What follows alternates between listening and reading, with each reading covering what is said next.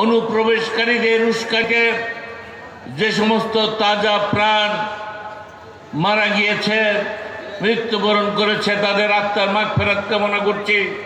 তাদের সকলের পরিবারের প্রতি সহানুভূতি জ্ঞাপন করছি, সমবেদনা জানাচ্ছি। আপনারা জানেন,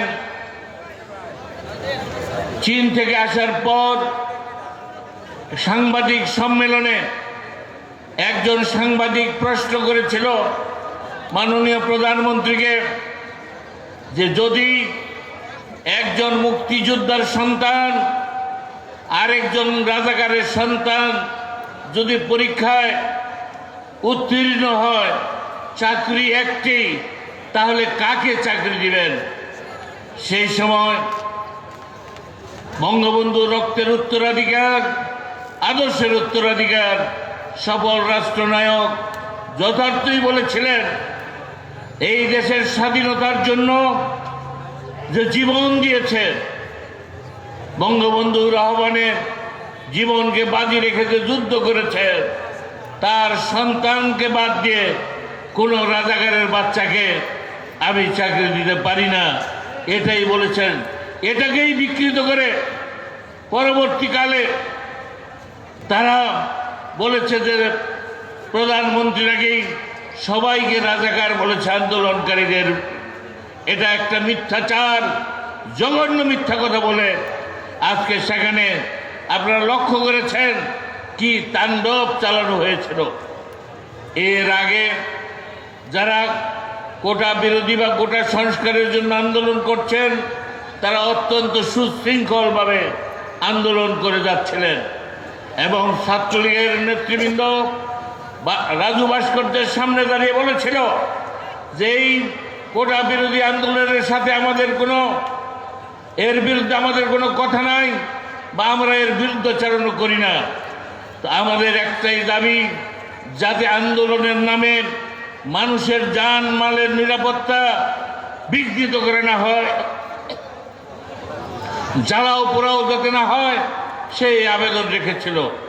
সুন্দরভাবে আন্দোলন চলছিল, বাধা দিচ্ছিল না।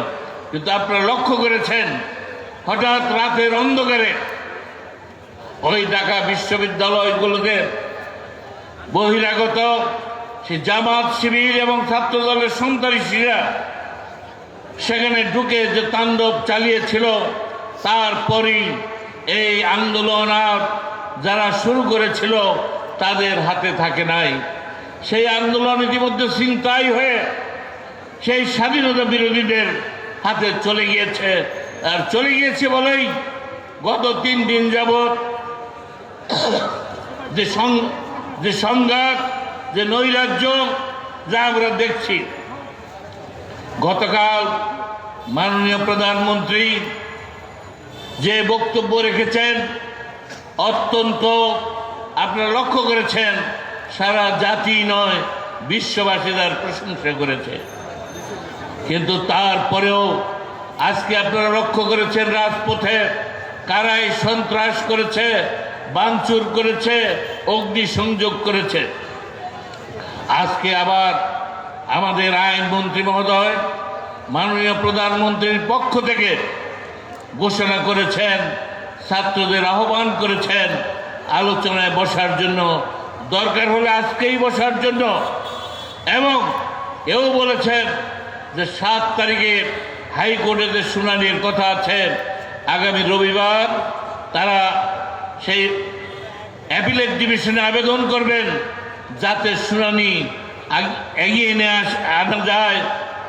অর্থাৎ তিনি সর্বোচ্চ ছাড় দিতে রাজি দিয়েছেন এবং সেই ব্যবস্থা করেছেন।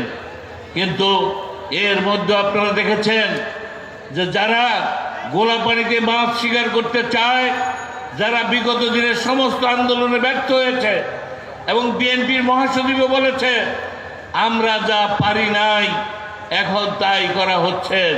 অর্থাৎ তারা ওই কোমলমতি আমাদের ছেলে মেয়েদের কাঁধে বর করে তাদেরকে সামনে দিয়ে তাদের যে অশুভ চক্রান্ত, যেভাবেই হোক এই মুক্তিযুদ্ধের সপক্ষের শক্তি এই মাননীয় প্রধানমন্ত্রী দেশরত্নকে ক্ষমতাচ্যুত করা, ক্ষমতার থেকে নামানো, মুক্তিযুদ্ধের চেতনাকে এদেশ থেকে বিসর্জন দেওয়া, সেটাই হচ্ছে তাদের মূল লক্ষ্য।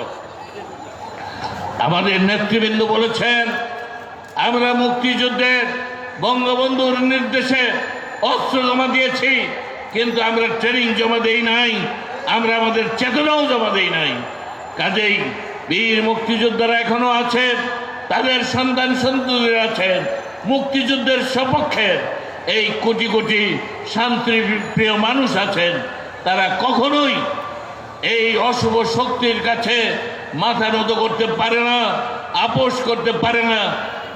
বিগত ৭১ সালে যেমনিভাবে তাদের পরাজিত করা হয়েছে এবং এই ৫৩ বছরে বারবার যেভাবে তাদেরকে মোকাবেলা করে পরাজিত হয়েছে, প্রয়োজন হলে আমরা আরেকবার আমাদের কর্মসূচি, আজকে আরো অনেক বড় কর্মসূচি দেওয়ার কথা ছিল, কিন্তু যেহেতু আজকে আলোচনার একটা কথা উঠেছে, আহ্বান জানানো হয়েছে, তাই আলোচনার পরিবেশ যাতে দোষারোপ করতে না পারে, যেই কারণে আমরা আলোচনা করার পরিবেশ নাই।